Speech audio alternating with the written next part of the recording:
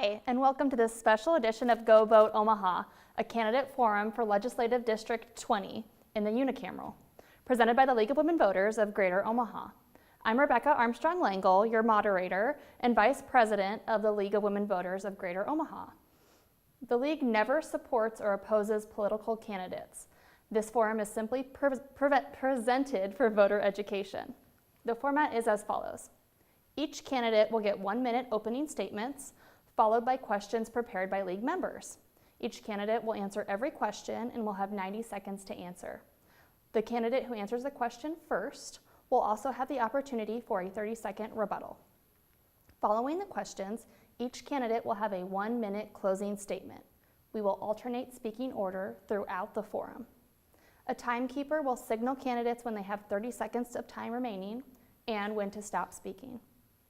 Before the forum, the candidates drew lots to determine the initial order, and I will introduce them now in that order. The two candidates running for LD 20 are John McCollister and Jackie Collett. We will start with opening statements, and John. Yeah, thank you very much, Rebecca, and good evening. My name is John McCollister, and I had the pleasure of serving District 20 in the unicameral for the last 4 years. It has been an absolute pleasure, and it's a job I'd like to do another 4 years before I'm termed out of office. My wife and I have lived in the district for 40 years. 40 years, send our kids to school. They grew up, I grew up in this same area of Omaha. My brothers and I managed a small company, and we through good times and bad. I served on the MUD board for 30 years. And I managed a think tank for 4 years. I should tell you that no one is going to tell me how to vote. Not the executive branch, not any political party, or any special interest. I love this job, and I'm going to try to do it well to the best of my ability. Thank you. Thank you, and Jackie. Thanks for having me, Rebecca, and thank you to the League. My name is Jackie Collett, and I'm running for State Legislature in District 20.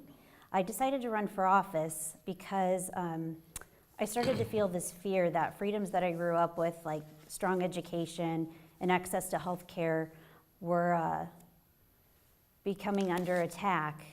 And when I started knocking doors and talking to people, one thing that happened was that fear turned to hope. And that's really something I want to thank the members of our district for.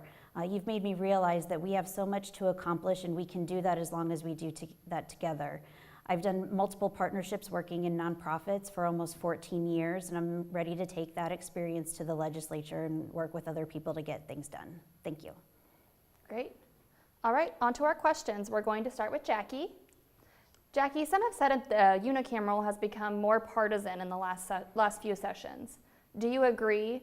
And how do you work in a bipartisan way to ensure that the unicameral will remain a nonpartisan legislature?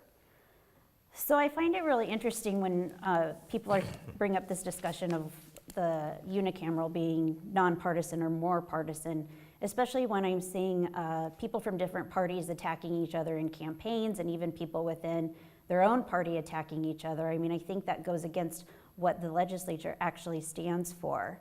And so I'm proud to say that, you know, I have been a role model along with Senator McCollister in this race, and that we've decided not to go negative on each other. And I think that's something that we really need to look at and something that we can be proud of. And so I thank you for that. You're welcome. Great. And John? Yeah, I quite agree. It's been a pleasure getting to know Jackie, and she works hard. So I think it's important for me to acknowledge that. The atmosphere in Lincoln has become more toxic, sorry to say, like Washington, D.C. Much less so, I have to agree, but I'm a very big opponent of letting the Nebraska legislature become toxic environment like Washington, D.C.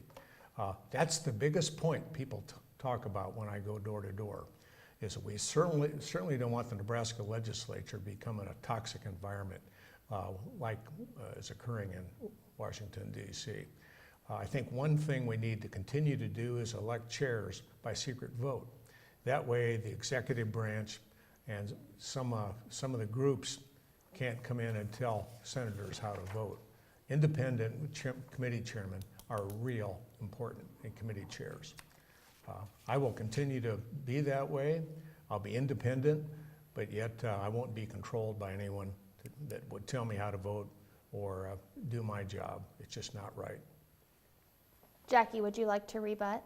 I agree with Senator McCollister, and I think when we talk about listening to voters and listening to the people that we work with in the legislature, that's important, and we need to take that listening and turn it into doing an action. Great. For question 2, we're going to start with John. No legislation for property tax reform was passed in the unicameral this session. Is legislation needed on Nebraska's property taxes? Absolutely. Property tax reform has to occur. Nebraska has the 7th highest property taxes in the country, whether you figure it on a per capita basis or whether you measure it on a percent of income. So that does need to change. And this is all predicated on the fact that Nebraska doesn't fully fund schools as it did when we established TIOSA. When we established TIOSA, the state was supposed to give school districts 20% of the income tax raised in that particular school district. We're down to 2%. No wonder property taxes are so high. Property taxes in Douglas County have been increased over the last decade 35%, yet incomes over that same decade are only up 15%. It's not right, and so we need to do a better job controlling property taxes. If in fact we'd been given that 20% of income, the Omaha School District would have received another $64 million, and that would have enabled the folks in Douglas County to pay a smaller bit of property tax. That's definitely something we need to have occur in the next session. I'm hopeful that my position as Vice Chair of the Economic Development Committee and hopefully serving on the Revenue Committee will make it possible for me to do that. And Jackie? I agree wholeheartedly that property taxes are a problem. I also believe if we want nice things like nice schools, we have to figure out how we're going to pay for them. So we can't start to solve the problem of property taxes until we either find inefficiencies within the government or we start to create additional sources of revenue. And so I think online sales, which I know you've been supportive of, Senator, would be a huge source of revenue, as well as modernizing our tax structure in other ways. So since our economy has kind of grown from a manufacturing to a service-oriented economy, we need to look at services that we could possibly be taxing, like yard care. We should also look at our income tax brackets. Right now in the state of Nebraska, the top bracket is about at $60,000 a year for a family, or so a married couple filing jointly. Other states have adopted a more progressive tax where higher earners pay more money, and I think that's something that we're going to need to look at if we want to keep funding our schools. Thank you. John, would you like to rebut? Well, I absolutely agree. Some of the things that need to occur with our unbalanced tax system is that we need to spread out the sales tax, lower the rates if we can, but spread it to services, as Jackie seemed to indicate. We also need to take a look at corporate incentives. You know, those total $350 million, and I think those could be trimmed by at least $200 or $250 million to make it possible to finance education a little better than we have. Great. Question number 3, we're going to start with Jackie. Jackie, would you support a bill that would provide permanent vote-by-mail ballots for voters? Yes, I would definitely support a bill. Douglas County currently has switched to more of a permanent system. I think that's the way we need to go, and that should be available at the state level. Great. And John? I'm not certain I agree with that. I've talked to some people that believe that, you know, going to the polling place is a time-honored tradition, and it's something they enjoy. I think people, as they do now, have an option to do that, and I certainly favor that. And if we can make it easier, I'm certainly willing to consider it. But I think we need to go slow and consider what people think about that before we move forward with vote by mail in all counties. You know, it is, some rural counties are doing it now. It's worked quite well. So I wouldn't rule it out, but I'd go forward rather slowly on the issue. Jackie, would you like to rebut? Yeah, actually, let me kind of back up. I think I maybe misunderstood the question. I think all counties should provide the option to go vote by mail if people choose that they want to do that going forward. But I talk to a lot of people who enjoy the process of going to the polls, and I think that that should be an option for them. Great. For this question, we're going to start with John. Mm-hmm. How do you propose broadening the tax base in Nebraska? You can expand on that. Well, that kind of goes back to the issue we were just talking about. Online sales tax would generate about $30 to $40 million. Broadening the sales tax is another thing that would generate about $75 million. Those are all good things. Before the show started, we talked about soft drinks and candy and even cigarettes. You know, that's a possibility. But we do need to provide property tax reform in the context of some of those other things that we would do. And as I mentioned earlier, corporate incentives, $350 million. We need to trim those back and make sure they're absolutely useful and provide the kind of benefit that we want. I think in the meantime, or in many cases, they'll give Kmart some kind of tax incentive, and then Kmart would come to Omaha anyway, or any different parts of the state. So we need to make sure those tax incentives really do what they're supposed to do. And Jackie? I agree with Senator McCollister on the tax incentives and really looking at making sure that we're following up and doing studies to see what the impact is. And there's been several studies out there that show that tax incentives don't necessarily really promote businesses coming to places. They want to come to cities where there's a good cost of living, where there's housing that's available. And we want to make sure that when they do come to our cities and states that they're giving us good paying jobs. I also would like to reiterate looking at our income tax structure and making sure that higher earners are paying a little bit more. And John, would you like to rebut? I'm a little afraid to move too quickly on challenging the income tax rates. Nebraska is one of the top states in the country with regard to progressivity of our income taxes. We start pretty low, as Jackie indicated. So I think we need to look at those incentives and sales tax, because that's the three-legged stool of taxes in Nebraska, and property taxes bearing too much of a load. Great. For this next question, we're going to start with Jackie. Jackie, what do you think the legislature should do to address gun violence? Oh my gosh, that's it's such a huge topic. So I just want to say this in regards to gun violence. States that have tougher gun control have less gun violence.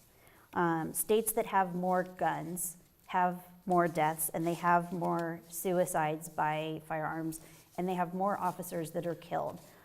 One thing I am really sick of talking about is common sense gun legislation, because as a very famous person once said, common sense is not so common. So I think we need to look at waiting periods, closing loopholes, enforcing background checks, and really making sure that dangerous people do not get a hold of firearms. And with that said, I'm a very progressive liberal, and I can promise you the liberals are not trying to come and take your guns. That is not our agenda. We just want to make sure that dangerous people don't get a hold of them.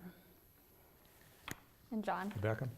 I think universal registration tests need to be more firmly applied. You shouldn't be able to go to a gun show and buy a gun without any kind of background check at all. That's something we need to reform. Some of the other issues, behavioral health, mental health, we need to do a better job with our kids in schools. Once they get to a certain point, they reach a breaking point, and that's when they do crazy things with guns. So we need to better fund behavioral health in our schools. And I think in some cases, as a board member of One World, I see that occurring, and that's a good thing, and I think we're likely to see less gun violence if we pay attention to behavioral health of kids in K-12. Jackie, would you like to rebut? One other point that I'd also like to make is that firearms are the first leading cause of death for Black children and young Black adults. And so I think we also need to tackle this issue and look how race affects gun violence and try and find solutions. Great. For the next question, we're going to start with John. If elected or re-elected, where would you prioritize dollars spent in our juvenile justice system, and what programs and services do you believe are most important to fund fully? Well, first off, I think it's important to recognize that we're at 140% of capacity in our prisons. And many of those people in our prisons don't necessarily need to be there. Yes, if you're a violent person, you need to be in prison. But in many cases, those people aren't violent, and you could put them in less restrictive settings. I think that would be a good way to start. Texas is a good example. They initiated a program called Right on Crime, and it saved the state money and also reduced the number of people in their prisons. So that's a darn good start. Sentencing laws need to be reviewed. Also, we need to take a hard look at the parole procedures, because I think it's too difficult to be paroled in the Nebraska prisons. And of course, as I mentioned before, sentencing reform needs to occur. I think if you're violating probation or things like that, you shouldn't necessarily be sent back to jail. Bail reform would be another one. I know California's done it, and I'm curious to see how that all worked out. Great. And Jackie? The question was in regards to juvenile justice, or okay. Juvenile justice funding. So one thing we want to make sure that we do is set up kids for success, and we want to set up all kids for success, even kids who make mistakes in their lives. And so I think jumping to basically imprisoning children in the juvenile justice system, which is often more violent than in the actual prison system, it's setting kids up for failure. And so I think we need to look at rehabilitation programs, making sure that we're investing in our schools, and that we put our children on the path to success, and let them know that if they do mess up, it doesn't have to be something that impacts the rest of their lives, so that they don't end up going to prison later on in their life. Thank you. John, would you like to rebut? Well, juvenile justice is properly something we need to be concerned about. If we start those kids with pre-K education and things like that, we could very well reduce the number of juveniles having problems. And funding it, of course, is important as well. I've been a big proponent of programs that do just that. Great. So this question, we're going to start with Jackie.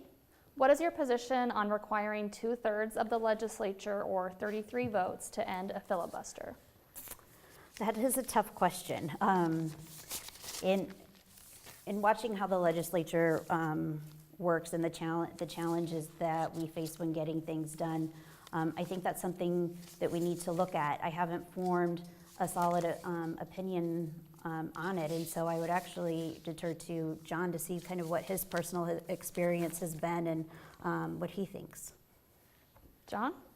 Well, I like the 33 vote requirement to break a filibuster. That way you end up only bringing to the legislature and possible passage those bills that have wide acceptance, 2/3 of the legislature.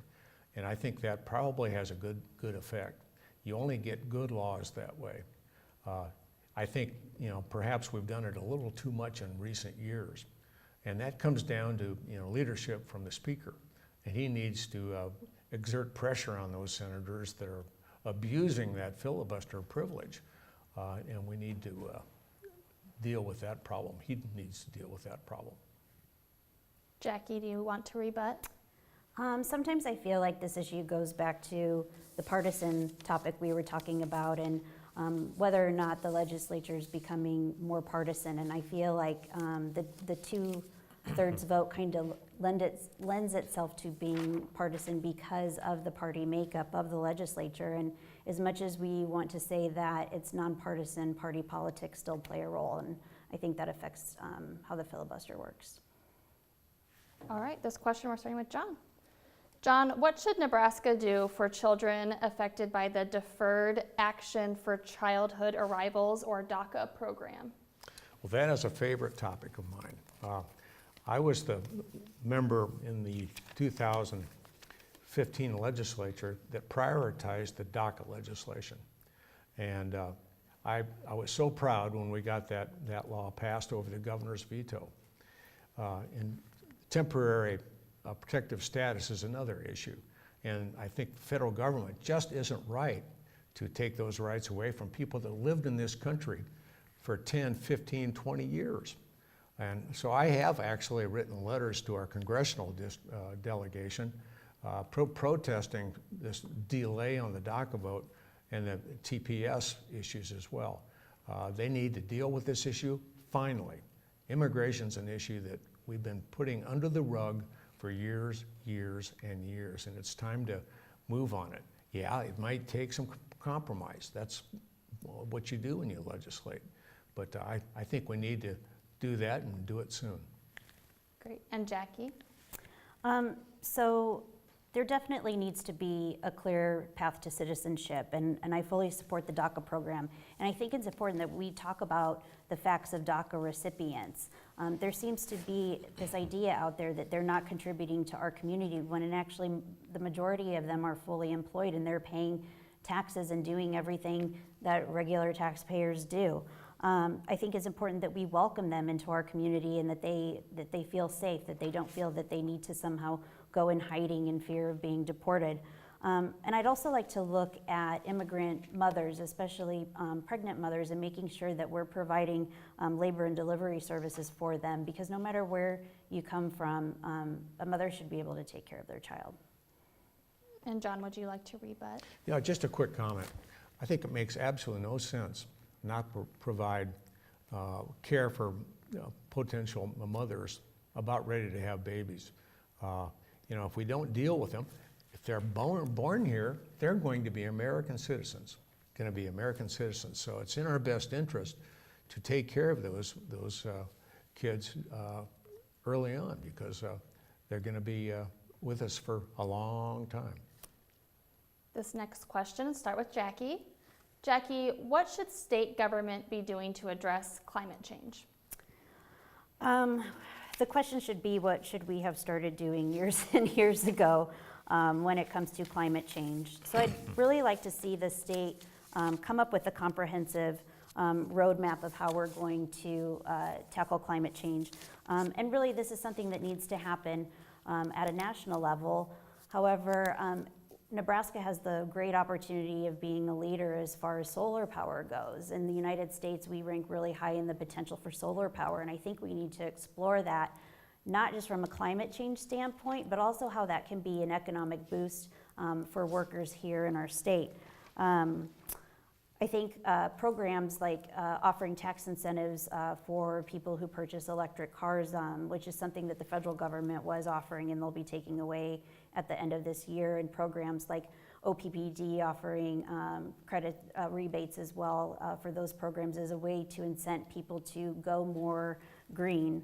And we really need to look at reducing emissions and eliminating or cutting down on the water pollution and air pollution, especially in areas like North Omaha, where people tend to be more affected from a healthcare standpoint. And John? The environment's been a big, big issue for me as well. One of the most important for me. I am not one of those people that's a climate change denier. I think we need to accept the fact that it is occurring, and we need to deal with it, and deal with it now.